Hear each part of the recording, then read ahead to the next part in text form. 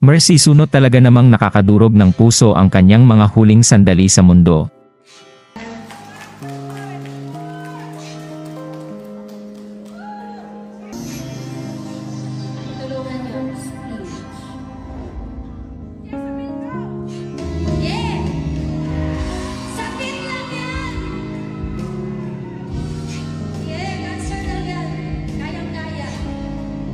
Hindi alam ng karamihan na grabe na pala ang pinagdadaanang hirap ni Mercy Sunot dahil sa sakit na breast at lung cancer.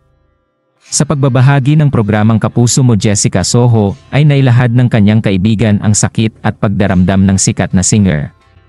Ayon sa kanyang kaibigan si Donnie Pastrano ay pinilit na nilang dito sa Pilipinas magpagamot ang singer ng bandang Aegis, ngunit mas pinili nitong sa Amerika magpagamot kahit na siya ay mag-isa dahil na rin sa advance na gamutan. Pahayag ni Donnie ay noong sinabi ni Mercy na may bukol siya sa dibdib, sinabihan ko siyang magpatingin siya. Ayaw niyang magpagamot sa Pilipinas. Gusto niya sa Amerika. Tinulungan namin siyang ayusin yung visa niya.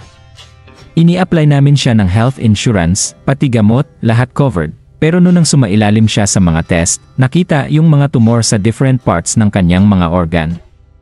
Stage 4 breast cancer, may mga tumor na rin sa lungs at bone. Nalungkot kami. Pero di namin pinakita kay Mercy. Hanggang sa nakatanggap ako ng tawag na ni-revive na raw siya. Hiyawan na kami. Lahat kami umiiyak. Kung maririnig man ako ni Mercy ngayon, nagpapasalamat ako sa kanya. Maraming salamat sa pagmamahal at musika mo na hindi malilimutan ng buong mundo. Ito ang nakakadurog na pahayag ng kanyang mga kaibigan, kaya hindi naman mapigilan ng netizens na mahabag sa nasabing karanasan niya sa mundo. Sa mga huling sandali nga ay hindi nagpatibag si Mercy Sunot at pilit na nilaban ang kanyang karamdaman dahil tiwala siya na marami pang tao siyang mapapasaya sa pamamagitan ng kanilang banda. Tunay ngang hindi lang ang boses nito ang palaban, kundi pati na rin ang kanyang puso pagdating sa pagtigil ng kanyang cancer. Kahit hindi naging matagumpay ang kanyang pagpapagamot, ay wala nang magagawa ang mga taong nagmamahal sa kanya dahil sa tingin nila ay mayroong rason ang lahat ng nangyayari sa mundo.